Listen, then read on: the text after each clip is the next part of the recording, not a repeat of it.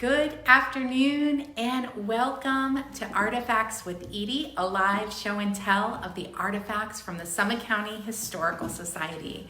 My name is Edie Steiner and I'm a school-based music therapist with Akron Public Schools at Bridges Learning Center, and I'm also the shepherdess at the Summit County Historical Society. Today, I am broadcasting to you live at the John Brown House at the corner of Diagonal and Copley Road in Akron, Ohio. Historically, this was the corner of the Portage Path and was also a major stagecoach route. Both stories, though, are for another day. Remember, our weekly game show, Are You Smarter Than a Border Collie?, takes place every Friday live at 11:30.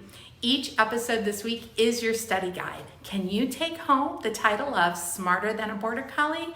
Blue Bayou took home the title on Friday, so tune in on Friday to find out. John Brown was born in 1800 and is one of the most prominent figures in the abolitionist movement. He was ahead of his time by believing slavery should be stopped and that all people are created equally. You will learn this in many of the stories that I share with you about John Brown this week. The Brown family were abolitionists. An abolitionist is a person who tried to permanently end slavery during the 19th century. Abolitionists were people searched for and tried to get the immediate and full freedom of all slaves.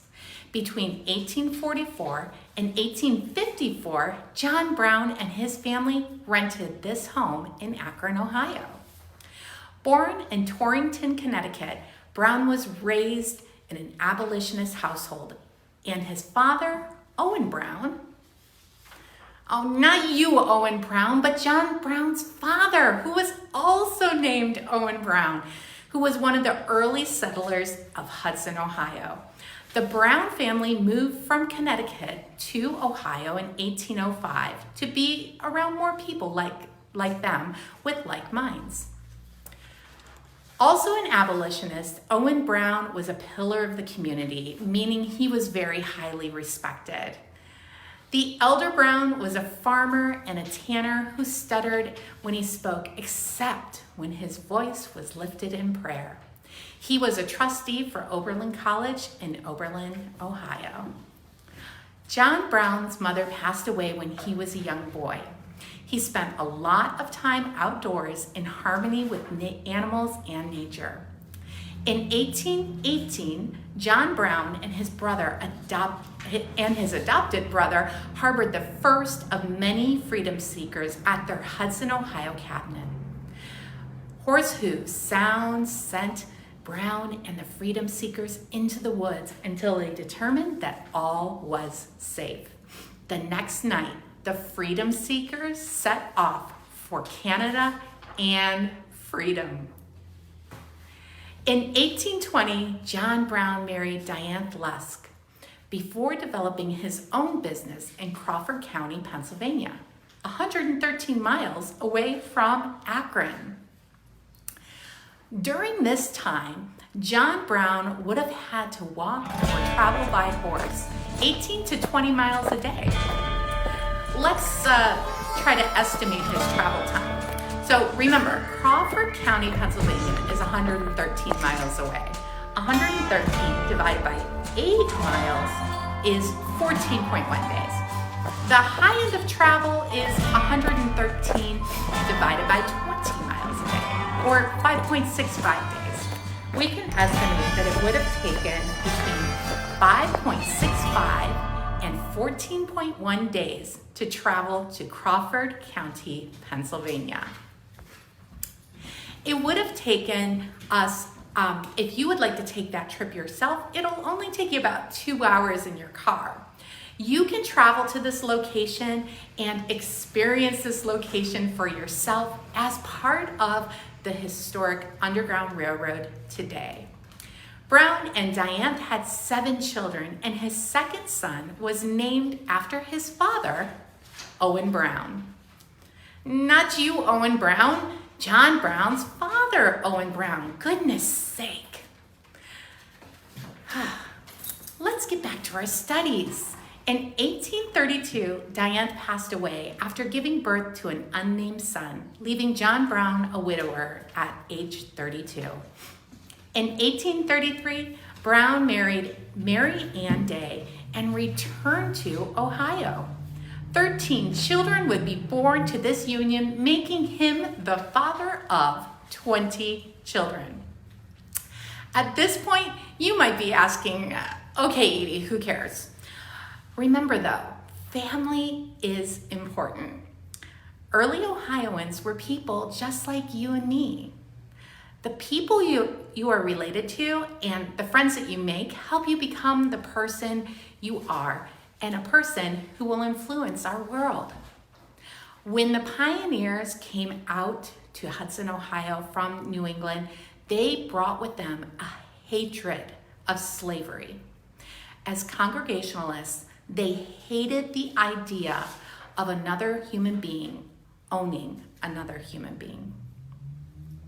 Freedom seekers found a safe stop, if only lasting for a short time, in this small town in Ohio's Western Reserve. This highly illegal activity that we call the Underground Railroad had to be conducted with complete and total secrecy. For this reason, we may never understand the full extent of the town's involvement.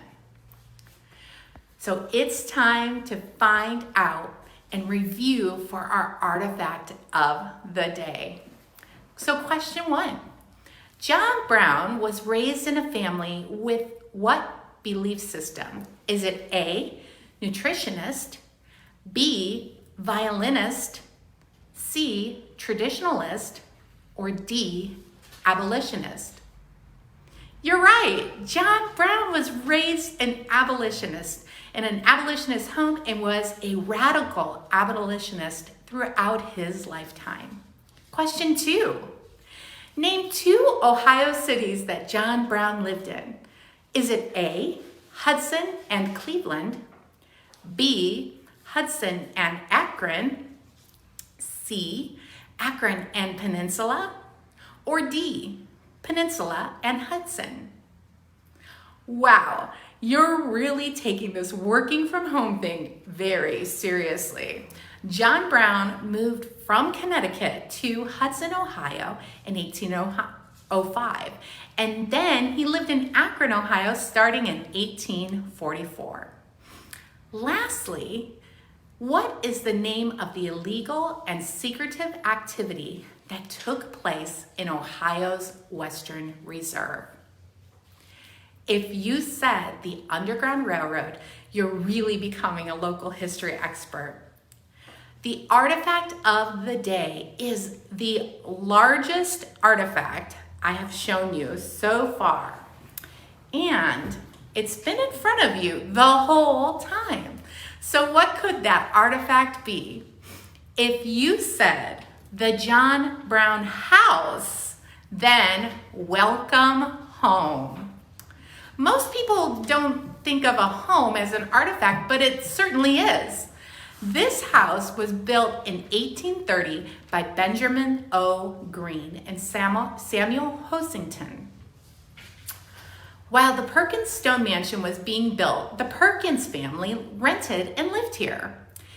In early 1844, Colonel Simon Perkins purchased the home and then rented it to John Brown and his family for $30 a year.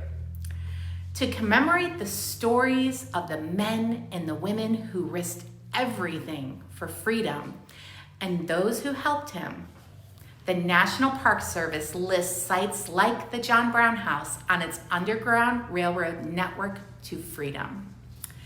When the Summit County Historical Society reopens for tours, you may walk in the footsteps of John Brown.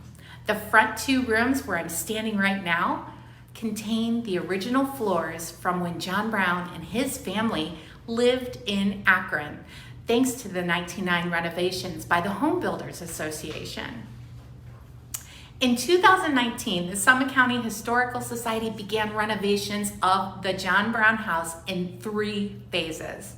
A comprehensive facelift and restoration of the 150-year-old home ensures that the house is warm, safe, and dry, helping us to continue to tell its story for years to come.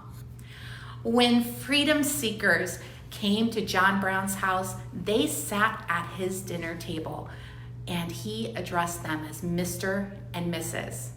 In phase 3 of our restoration of his home and in his legacy, we hope to make this building a place for all people by adding an accessible ramp, an accessible restroom, and a parking lot for our visitors arriving in accessible vehicles. In John Brown's home, you are always welcome. And in this phase of restorations, we hope to make accessibility a reality. I hope you enjoyed experiencing one of the Summit County Historical Society's largest artifacts today.